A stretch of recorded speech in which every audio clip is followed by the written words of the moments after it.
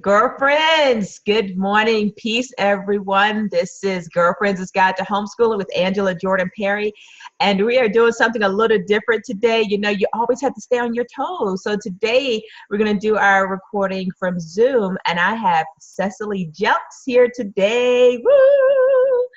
So we have gone through 3 trial of errors and have figured out what is going to work for us. So we are on Zoom.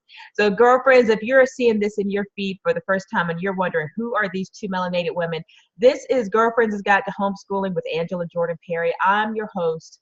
This platform is to give voice to the African homeschooling diaspora, to say we homeschool too, hashtag we homeschool too.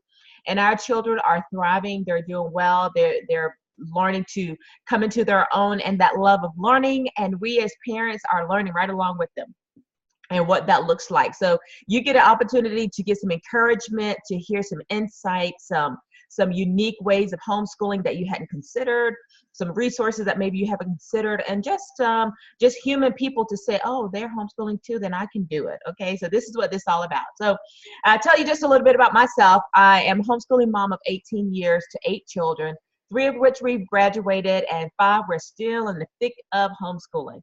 We make our home in the northwestern part of South Carolina, where we are self-sustaining farmers. My purpose-driven life is to make a positive impact on thousands of homeschoolers worldwide. I do that in part right here on Girlfriends' Guide to Homeschooling, Girlfriends Chat, the podcast, and I serve the homeschooling community in the state of South Carolina, giving legal rights to homeschool. And then soon also as Educating Our Own. That is another platform to get you started and empowered and full of tools for success in your homeschooling, okay? So without further ado, I have to now introduce you to our guest, which I am turned up for today's interview. Yes. So Cescelie, are you ready to make it happen? I'm ready. All right, good deal. So let me tell you a little bit about Cescelie. Cescelie is a loving wife and mother of 2 teenagers. She is married to her high school sweetheart of 35 years, a registered nurse with a master's degree in education. Cescelie homeschools her children with an emphasis on African American studies and STEM education. That's STEM. Cescelie has recently launched a nonprofit organization. It's called Blessed to Be a Blessing. The purpose of the nonprofit is to uplift the lives of women and underprivileged youth. Cescelie's vision for her life is to be a highly sought after author and motivational speaker who travels around the world motivating the masses. So she has recently contributed to an anthology entitled Lessons from My Grandmother's Lap, and is currently working on her first book. Yay, way to go. So Cescelie can be contacted on Facebook via Messenger. You can find her information in the show notes, along with contact her on her email. So Cescelie, I have just told the girlfriends just a little bit about you. Please tell us how you actually got started in homeschooling. Well, I told you about my story with my beautiful little brown son when I first had my son. I planned on sending my kids to school like everybody else. You know, I was working as a registered nurse, and I had every intention of returning to work, but when I had my son, he was exceptionally intelligent, and I didn't have any, concerns about him starting school. I knew that he would do well with school, and my husband and I were youth directors in our church, so I knew that he knew how to interact well with kids, and I really was not concerned at all about him starting school. So and he was very excited about starting school too. So we dropped him off at our public school, and he had about a week in school, and we got the report home from the teacher that, oh, he'd had this wonderful week, and the report had everything that you want to hear as a parent. Oh, he just, done well, had a wonderful week. But when I picked him up after that first week, I was driving him home, and I looked up in my rearview mirror, and I saw my beautiful little brown son, in the back seat, silently crying. And I pulled the car over, and I started to ask him, what was going on with him. And he started to tell me how his week had really gone, and he'd been bullied on the playground, been punched in the stomach, just been, been mistreated that week. And it broke my heart. I mean, we sat on the side of the road, and he cried and I cried too, because, he just come from a situation where he just been loved his whole life, so he, prepared it all for that type of treatment. And so I went in to speak to the teacher about it, and it's like when, and I always pray before I go into any situation. I pray and ask God to speak to my heart and show me what's going on. Because he'll show you, behind the scenes, in between the lines, he'll show you like, what's not being said. And that's what happened to me that day that I went to see that teacher. She was saying all the things a parent will want to hear, It sounded like she was just the best thing, but the Holy Spirit was telling me she really doesn't like your little brown child. Because I asked my son, when he was telling me all the things that he'd experienced, had he talked to his teacher about it? And he said, Mom, I don't feel like she likes me.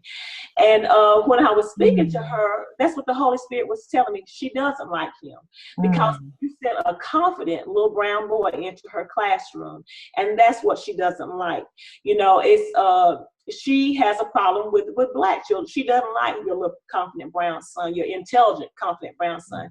And the more she talked, the more I saw it, because, when I was telling her about what my son had gone through, her basic attitude was like, well, maybe we need to send him to the counselor. Like something was wrong with my child. Now, other kids are punching my kid in the stomach, but he's the one that needs to go see the counselor. So I left there that day saying, okay, Lord, I see what's going on. He kind of showed me what was going on with her. But I sent my husband in because I knew I was really emotional about it. I'm like, okay, maybe I'm a little too emotional about the situation. So my husband's real calm, So I said, okay, I'll send my husband in and let him see what he thinks about it. So my husband went to the school and he sat in and he watched what was happening. And he came back and he told me, he said, it feels like it's a zoo.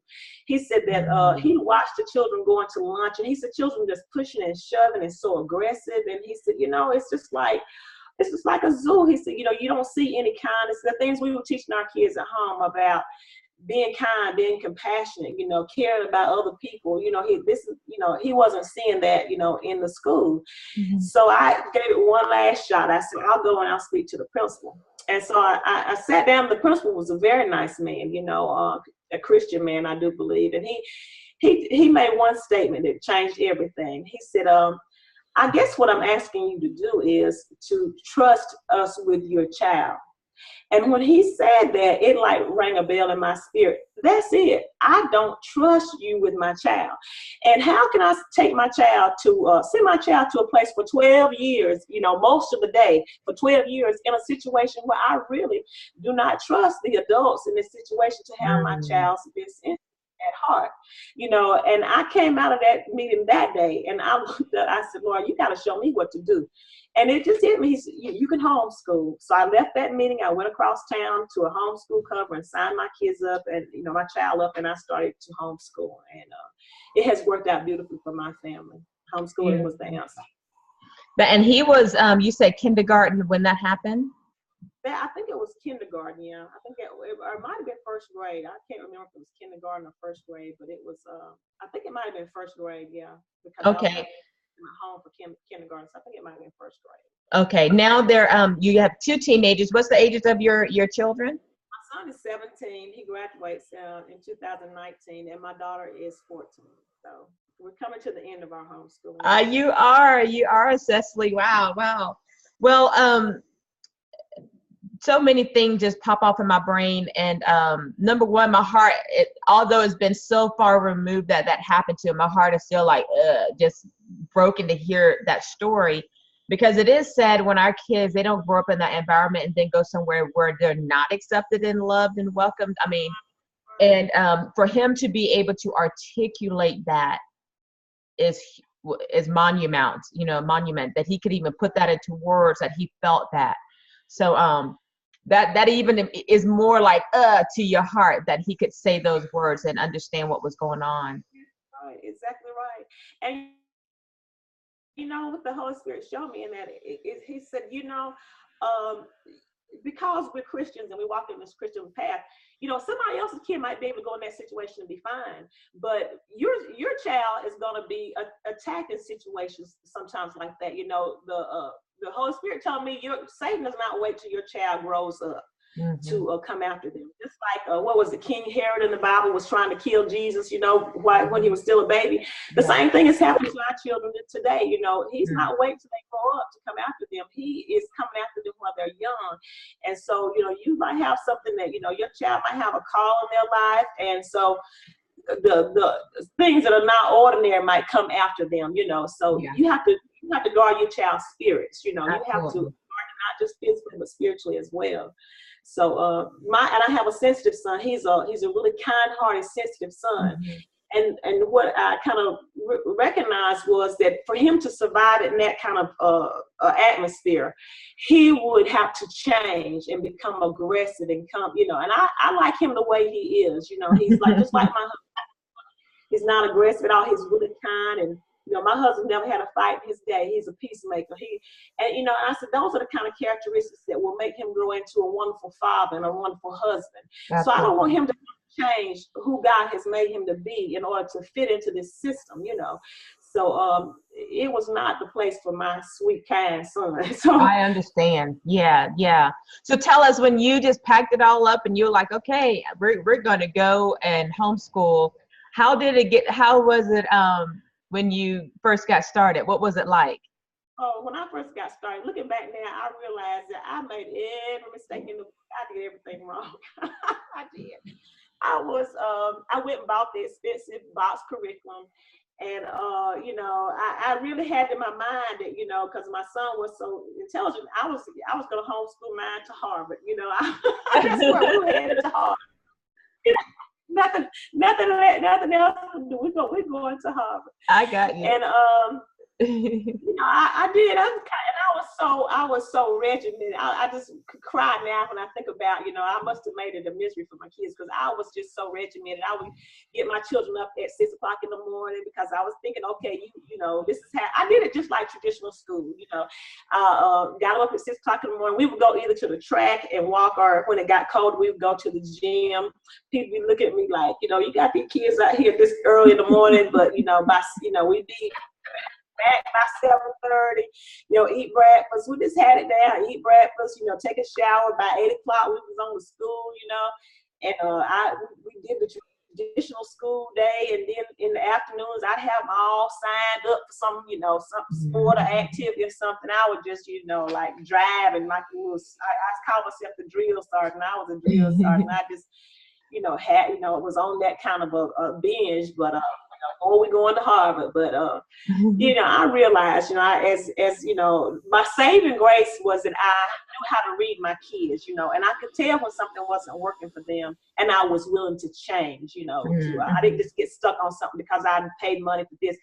I had enough mother in me to see when something was not working for my children, and I love my children enough to change, change my approach and change what I was doing. Yeah. And even though I would buy those expensive, box curriculums, I would always end up not using most of it. I would end up, like doing my own thing anyway, and going off the path and getting my own readers and doing my own thing anyway, because it just would not work for my kids, But every year I'd buy it, because for some reason I felt like I needed that base, I was just so afraid at first, that was it. Yeah. Fear was driving me at first. I was afraid that my children wouldn't get what they needed, and I wanted them to be prepared for college and, the workforce. So I was afraid that I wasn't going to be able to, to give them what they needed. So I was operating from a place of fear when I first started homeschooling, to be honest with you. Gotcha. How long did it take you to, before you came out of that fear mode of schooling? How long were you into? Because now you've been, 18 years or 13? How long? 17 years. 17 years. Okay. So 17 years in it. So when did it click? When it was like, okay, what am I doing? I don't have, this is my deal. No longer operating out of fear. I think what happened, when you were telling me the questions you might ask about the worst day, that's what really changed me. We had our worst day. Okay. Well, tell us about that. Take us to your worst day of homeschooling. My worst day of homeschooling was one day I was, doing my thing, and I was getting on to my son because, he took a lot of time like doing worksheets and stuff. And I was on a time schedule because I had to get them finished by a certain time so they could do their afternoon activities. So I was just getting frustrated with him because he was taking so long to do his worksheets, which he hated. He hated worksheets. And here I was every day having him to do worksheets. So he was taking a long time to do them, and so I put a timer on him and everything. And so this particular day, I was just on a little tirade with him, and I was telling him, when you get a job, you have to work within time limits and everything. And I made him cry. And when I made him cry, and I saw, that it hit me that the thing that you tried to rescue your son out of by taking him out of public school, now you're hurting him that way. You're the one that's hurting him.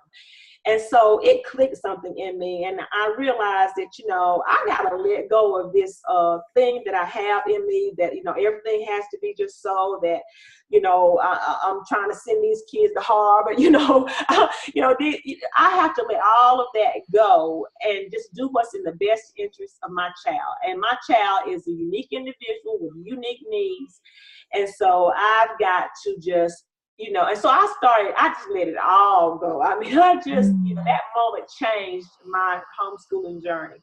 And it changed it for the better for my children, because I started to get to know my children, as unique individuals. And both of them are totally different. Both of my children are total opposites. I got this son who is like into science and technology, and that's his thing. And my daughter is very creative, and she loves to draw, and she loves to write, and she, is always making things. They are total opposites. Mm-hmm. And so I've had to, educate them, totally different ways, like what they enjoy doing, what they enjoy learning. Yeah. And that's what I just started asking my question: what do you want to learn today?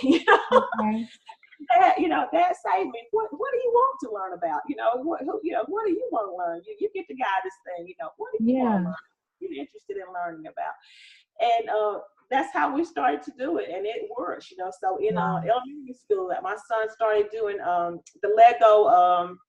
Lego engineering kits and things, and that's what he started. He lit up, and that's how I kind of gauged myself. When he would light up, when he would be so interested in something that he would just light up about it. That's I knew I was on the right track when I would see him light up. Okay, I'm doing. He loves this kind of thing. So we just started to follow their interests. What they love doing. What they love learning about. What made them light up, as far as wanting to learn something. So. Beautiful. That's beautiful. Well, take us to that sounds like a most memorable day too, but it was also, your worst day. But is there a memorable day in homeschooling where it just moves your heart, Cescelie, where it's like this right here is why I homeschool, maybe it even brings tears to your eyes. Yeah. Well, just every time I see how my children being happy, most of the time when they were doing like hands-on activities, or, we were just having fun as a family, doing something that made them happy. And I recognized that, that the opportunity that I was giving them in education was something that I wish that I could have had myself. And it was just, just knowing that I was doing what was best for my children. Mm-hmm. I was giving them an education that in an environment that was nurturing, and that was nurturing their gifts and talents, that was helping them to become who God created them to be. When I would, just every day that we would homeschool, and it would be a happy environment, and I'm not sending them someplace to where I have to worry about what's happening to them, or, that it felt good to me. And recently, when I was preparing for this interview, my son and I were walking on the track, and I just asked him, I said, you're getting ready to graduate now. I said, just tell me, what has, from your perspective, what has it felt like, this homeschool learning? And he said, oh, Mom, he said, it's been great. And this is to my eyes. He said, It's been great. He said, I have some really great friends. And he said, I don't think I would have met, have such great friends if I don't, went to school. And he said, I've got to learn about all the things that I really wanted to learn about. He said, it has been great, Mom. And when you hear that kind of feedback from your child, I mean, that fills my heart, that his experience has been like, it's been great, Mom. Yes. And you ask him, what's been your what was your worst day that you can remember? I don't remember any bad days, Mama. Oh. I mean, oh man, that's what you live for, those moments, when your child. That's beautiful. Wow, that is beautiful, beautiful, beautiful. I love it. Yes. So girlfriends, if you're tuning in and you're seeing this recording, this is Girlfriends' Guide to Homeschooling with Angela Jordan Perry. So you all be sure to hit the share button. It may be a little different, but hit the share button and share it with some girlfriends and some people women or dads who may be considering homeschooling, and they need to know this information, or maybe they are already homeschooling and they just need some encouragement and insights on the subject, and just see someone else doing it and who are, doing it well. So be sure to hit the share button. So this is a part of our show, Cescelie, where we transition to some questions where they are short, questions just to get a short answer, to pick your brain, just to get some thoughts from you. So what is your most favorite quote that you use maybe daily that keeps you on this homeschooling journey? I don't know about a quote, but there is a quote. I can't remember it right now, but there is a quote that I like, and it says something about like, who are you not to be great, or something like that. You are a child of God. I love that quote. I can't remember the exact quote right now, but it kind of speaks to my belief about life. We are children of the Most High God, and we're created with a divine design in mind, and we were created to be great. So I love that. But a little mantra that I use every day is like, I just ask God to show me the way. I believe that God created my children, and He created them for a purpose. He knows, what He's placed inside of them. So every day I just ask God to show me the way. Lead me, God. Speak to my heart. Show me the way. And He does. He shows me. It's like a ministry, really. He shows me how to minister to my children. How to what they need. How to bring out the very best in them. How to help them to be on track to reach their destiny in life. Their God-given potential. So that's about it. Yeah. Beautiful, beautiful. Well, I guess you do. The next question is, do you plan to homeschool all the way to the end? So you have one that's already at the end. Do you plan to do that with your 14-year-old as well? Every year I sit my kids down and I've asked my kids, do you want to continue to homeschool? Do you want to do something else? Do you want to go to a private school? Do you want to go to a public school? Do you want to do something else? I give them the choice every year. They wanted to continue to homeschool. They loved it. And so, yes, I think we'll probably continue to homeschool throughout both of them, graduating from high school. Beautiful. Is there something that's unique in the Jelks homeschool, that's something creative that you all do in your homeschool, that, this is what makes this is what makes our homeschool what it is? Yeah. Well, we do quite a few things. We meditate. we do meditation. We get those, Oprah and Deepak Chopra, the tapes, and we will meditate to those tapes. And I love meditation because it calms the mind. We've done yoga. Another thing that's unique to our family is we are a dancing family. My husband and I met dancing, and so that's what we'll do. We'll put on music and we'll do family line dancing, or just my husband will teach my daughter how to slow dance, and I'll teach my son how to slow dance. But we can dance, and just have fun together as a family. That's sweet. That's beautiful. What curriculum or book or a CD or something that you have in your own home library that you could recommend to the girlfriends, that you feel like every home should have this? Yeah, when I first started homeschooling, I didn't tap into the online community of homeschoolers. You know, I didn't know about the online community of homeschoolers. And the one book that I totally relied on was a book called Morning by Morning by Paula Penn Nabrett. And she homeschooled her three sons into got them into all Ivy League schools. And that was my homeschooling Bible. I really depended on that book because it was the only, you know, African-American family that I knew something about that, you know, had homeschooled, and she had done it and got them into college. So I really relied on that book, and I still enjoy that book today. Her style of writing just really speaks to my heart, and I recommend that book highly to any African-American homeschooler.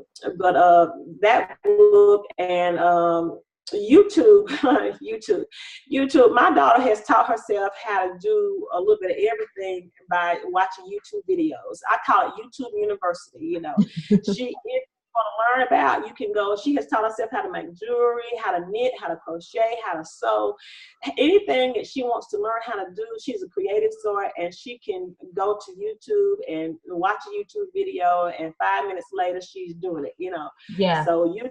One of those useful tools that I would say you can rely on. Okay. What is the best piece of advice that you've received, Cescelie, while on this homeschooling journey? The best piece of advice that I have received is let your children be your guide. You know, there is no one size fits all approach, you know, to homeschooling, because it's as different as our children are different. So you just have to get to know your child and know what works for your child, and follow your child. Don't try to make your child fit into some curriculum or some idea of what you think school should be. Let your child guide you and do what's best for your child, and you'll be okay. Beautiful. I agree. Absolutely. Yes. I'm learning that myself still, even at this point. Let them be your guide. So, all right, Cescelie, we're on the last question, the $1 million question. Are you ready? I'm ready. All right. So, Cescelie, if you had to start all over again, back to day one of your homeschooling journey, what would be the first thing you'd be sure to implement this time around, or definitely take away and change this time around of your homeschooling journey? Oh, if I thought about this a million times. If I could go back and do it all over again, I would skip all those expensive box curriculums that I spent all that money for. We would take that money and go to Disney World every year and enjoy ourselves, have a vacation and have some fun. Because it costs a lot of money. I just want to cry when I think about all the money that I wasted year after year on that expensive curriculum. And there are so many free resources online. I mean, really, you don't really have to spend that type of money, you know, to get what you need for your child to have what you need. So I would throw that kind of stuff out. And I would, and when I first started, you know, I would see people talking about unschooling, and I really didn't understand what unschooling was, and I had kind of a negative attitude about what unschooling was, letting your children direct their learning. But I probably would be an unschooler if I had to go back over and do it again. I would totally get away from the traditional method of homeschooling that I've used, and I would be more of an unschooler, you know, because my children, when I think back to, you know, the experiences that really, where I think my children really learned the most and really benefited the most, it was unstructured. It was like when I would just say, well, what do you want to learn? And they would, you know, pick what they wanted to learn, and they would do their own thing, or we would go to a museum, or we would, you know, do some fun activity, get out of the box. The times when we would get out of the box and do things, that we wanted to do, were the best times and the most educational times, and the things that really did stick with them, that I think benefited them the most. So I would just get out of the box more and quit trying to hold on to that idea that you have in your mind of what school should look like. When you homeschooling, the gift is you can do it your way. You can do what works for you. You don't have to follow it, because what you're pulling your kid out of is a system that's not working anyway. So why would you want to try to duplicate that system at home, when it's not working anyway? So yeah. That's common sense, but we don't get that. We don't get it. That's right. So that's good. Yeah. Beautiful, beautiful. All right. Any last words of advice, Cecily, you want to share or, with the girlfriends before we end? And what do you have your hands in that you would like the girlfriends to know about and be a part of? Okay, if I could give one last piece of advice, I would just say find your tribe. Find your tribe. Find a community of like-minded people who can encourage you. For a long time, I felt like I was on the homeschooling journey alone because I live in Alabama. I was the only African-American family in my community that I knew of that was homeschooling. So Mm-hmm. I felt very isolated, very alone, so if I would have, now I see there are so many online communities that you can connect with, parents, who are doing homeschooling in so many different ways, so many creative ways, and you can learn a lot just from watching how other people do it and then being able to communicate with other people, because sometimes, I would just feel like, you just feel like you are just failing your kids, and your kids are not, not going to get a good education. They're going to have gaps in their education. That was my thing. Oh, they're going to have gaps in their knowledge base. They're not going to know what to do. So I was just so afraid of that. So, just to have a community of homeschools, who can encourage you and who can, and show you the things that they're doing and how they're doing it, will just free your mind and free you from that way of thinking. So find your tribe. That's my piece of advice. And the things that I'm doing now is now that my children are coming to the end of their homeschooling journey, I'm trying to rediscover myself. I've started a blog because I do enjoy writing. I've started a blog, and it's called Reclaiming My Time. And it's just about my journey to reclaim myself and my time, my purpose, my gifts and talents, the things that I want to do in life. I'm trying to finish a book. I've already started writing this book. I started writing this book so many times. This time I hope I get it finished. I'm going to finish it this time. I'm going to finish it. But it's coming along, and I've collaborated on the Lessons to My Grandmother's Aloud with Regina Robinson, and it was a wonderful experience. Was a co-author along with beautiful women, and that was a wonderful experience to kind of let me dip my toe into the writing thing. And so now I'm working on my own book. I've got my blog going. I just got on Instagram. I'm learning about all the social media platforms. Really, my children know a lot more about technology than I know. And so I'm starting to learn a lot more about technology and,